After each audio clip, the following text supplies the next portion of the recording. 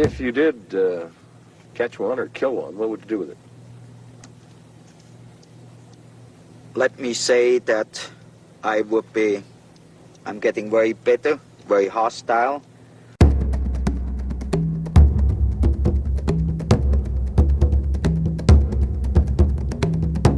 Please support this channel by subscribing and leaving comments. I searched for the last 20 years in the forests of North America for the Sasquatch.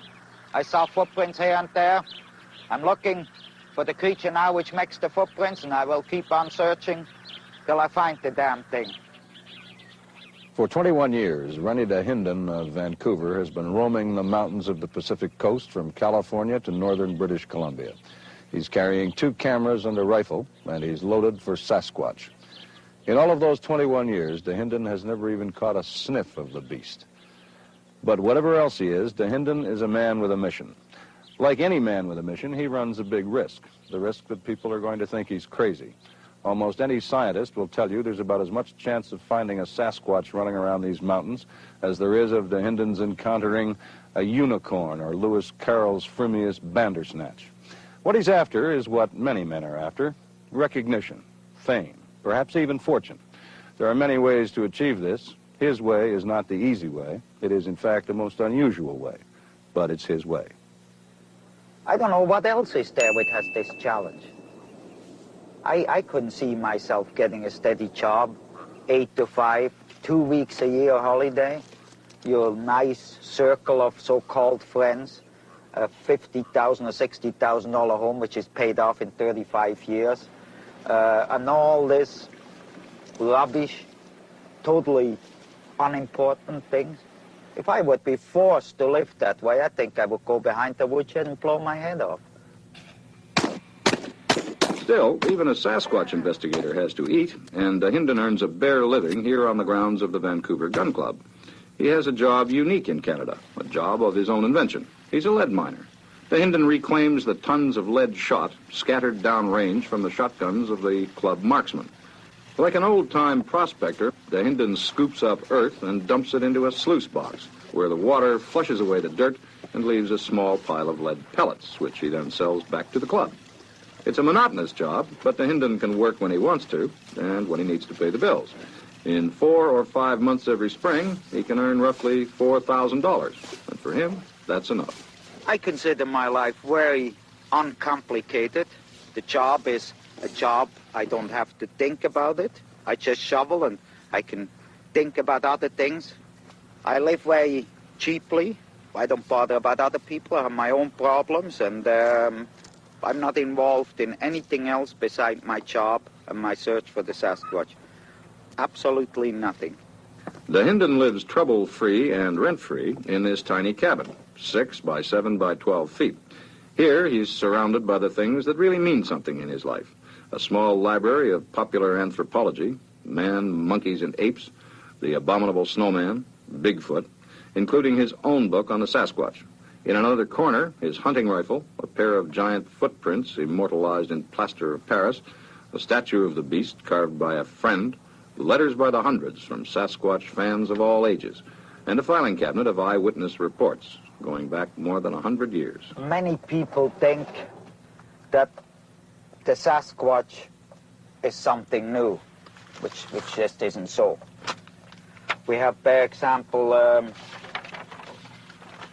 David Thompson in 1811 reported footprints found in the upper Athabasca River, where the township of Jasper is today. We have Teddy Roosevelt writing in his book, The Wilderness Hunter, about stories told to him by 2 prospectors. In British Columbia, we have a thing here from July the 4th, 1884, of a capturing of some kind of hairy, man-like creature. This is Jacko. Right. Described as something of the gorilla type. He has long, black, strong hair and resembles a human being with one exception. His entire body, excepting his hands or paws, and his feet are covered with glossy hair about 1 inch long. Then, of course, we have the classic, what we call a classic in the Sasquatch files, and this is the story of Albert Ostman, who claims he was kidnapped in 1924 by a Sasquatch and carried off in his sleeping bag. Well, how did you get into the Sasquatch business? I came to Canada from Switzerland end of October 1953. I was 23 years old. I was working for a dairy farmer 17 miles west of Calgary. One night there was a report on the newspaper about the Daily Mail newspaper in England sponsoring an expedition to look for the Bumble snowman. I said to the farmer there, I said, wouldn't this be something to take part in? He said, well, you don't have to go that far. They got hairy buggers like this in British Columbia. His exact word. He didn't anymore quite know the name Sasquatch. He just called hairy things out there, you know. From then on, I pestered him constantly, you know. It kind of grabbed me. You know, that was the beginning. It was the beginning of years of research, and Dahinden found himself breaking new ground. At that time, in the mid-50s, the Sasquatch was considered nothing more than Indian folklore. The word itself, Sasquatch, is derived from an Indian term meaning roughly wild man of the woods. And even Dahinden himself thought at first that he was looking for some demented and presumably hairy Indian turned wild in the bush.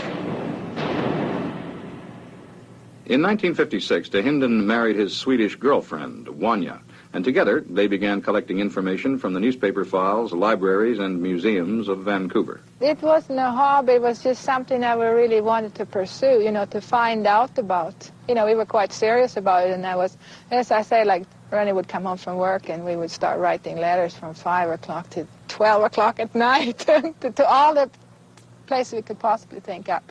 And then answering them, and then we got replies, and we wrote to Russia, we wrote all over the world, like, you know, boxes of letters and stuff. Dahinden's big break came in 1957.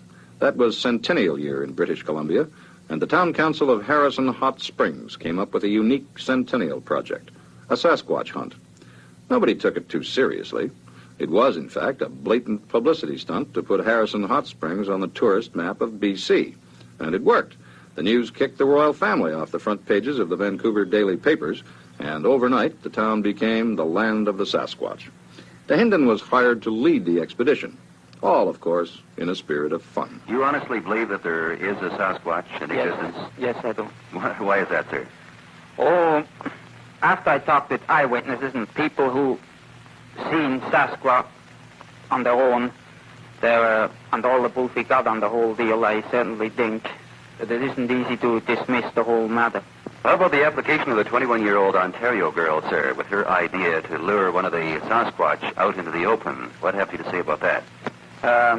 After I heard about that girl from Ontario, I thought maybe we could send an application to Marilyn Monroe to get her up here.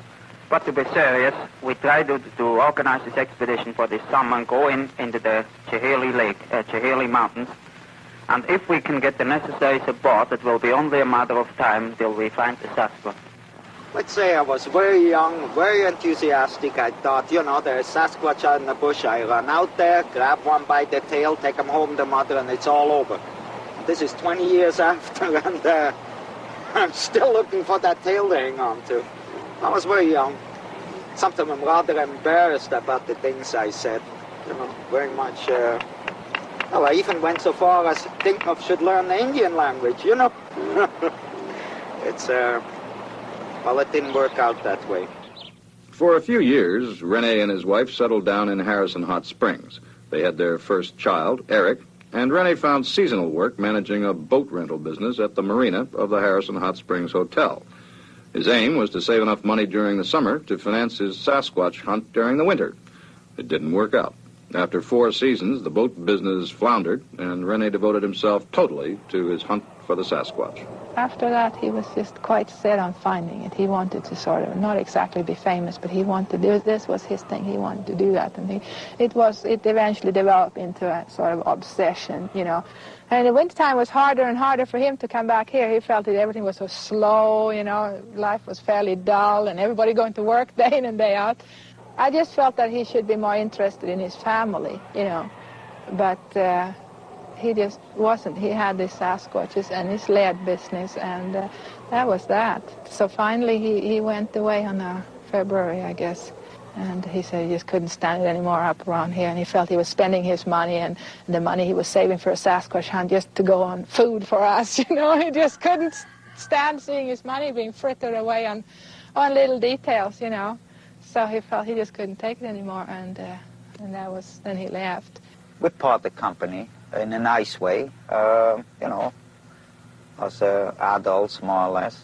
My two sons are with their mother, and somebody said the thing was either it's the Sasquatch or me. Well, I choose the Sasquatch, right or wrong. I'm not crying about it, you know. With his life now devoted to the Sasquatch, Dahinden went on pursuing the trail, traveling to areas where the beast had been seen, talking to eyewitnesses, checking out their reports. Always a giant stride behind his quarry, always arriving on the scene just after the Sasquatch had gone. Always, for 20 years, having to settle for a photograph of the tracks and a plaster cast of the footprint. But, you know, here, there's some of them found which were up to 17.5 inches. In the United States, they call the monster Bigfoot. Have a look at these plaster casts of its footprints, and you can tell why without too much trouble. One shoemaker estimates that the owner of these feet would need a shoe size 21, 13 sizes wider than the biggest now on the market. So I guess you could say that the hunt for the Sasquatch is now a Cinderella story. They've got the shoe. What they need now is the foot. But Cinderella was not only seen, but filmed in 1967 at a creek in California by a former rodeo rider named Roger Patterson. That short, blurred strip of film is the most important evidence yet submitted by the Sasquatch hunters.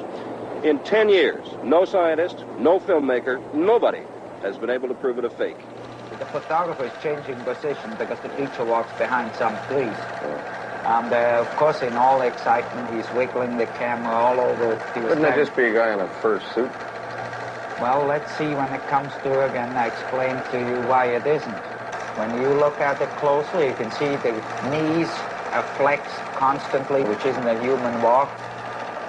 We think it weighs about 700 pounds, considering comparing it with a gorilla, for example. You can't compare it with human weight because it just isn't built that way. Right. And you see now, watch the knees there. This film strip lasts only 40 seconds, but when Dahinden runs it over and over through the projector, forwards, backwards, in slow motion and stopped completely, it gets pretty convincing. At least it did to me. But the scientists are more difficult to impress, as Dahinden knows all too well. Like some Sasquatch missionary, he's carried the film and his plaster footprints halfway around the world, showing them off to scientists as far away as Moscow. Without exception, the scientific communities of the world have been interested but skeptical. Typical is the reaction of scientists at the British Columbia Provincial Museum, scientists like Dr. Charles Guiguet. But the basic thing is there is no concrete evidence at all of this animal. We have no skulls, no bones, nothing. Just these nebulous footprints which can be manufactured, or movies which can be manufactured. It's true. Footprints and film can and have been faked. Ray Pickens of Chehalis, Washington, fooled a lot of people with his homemade Sasquatch boots, but he did not fool Dahinden. After 20 years, Dahinden knows what he's looking for, and he's sick of arguing with the so-called experts, and sick of the commercial exploitation of what's been his life's work. The Sasquatch has taken hold of the public's fancy in recent years, and it's become a commercial gold mine. This past year, one movie alone took in roughly $16 million at the box office. Dahinden wants a piece of that action, a big piece, and he wants revenge on the scientists who've been scoffing at him for so long. The scientists, I call them the 100% boys. They want the body, the carcass in front of them. Then they say, well, it seemed to indicate there's something here. If you did catch one or kill one, what would you do with it? Let me say that I'm getting very bitter, very hostile. I would put a tremendous pressure on the scientific communities to have a change there. I would exploit it financially. Not that I have a great desire for lots of money, but the world is a big place and there are other mysteries, and I don't want to go to 20 years of scrimping and, I like to do all kinds of things. I would I would wring it out to the last ounce in every which way. How much would it be worth? I don't even gonna comment. I made up my mind. Either I get what I want, or the creature will be staying out in the bush, and I will go back to work. And I never would move an inch. What's your price? No comment. Come on, you're among friends. You can tell us. What is it, $1 million? I wouldn't even get out of bed for that. I wouldn't even get out of bed for it.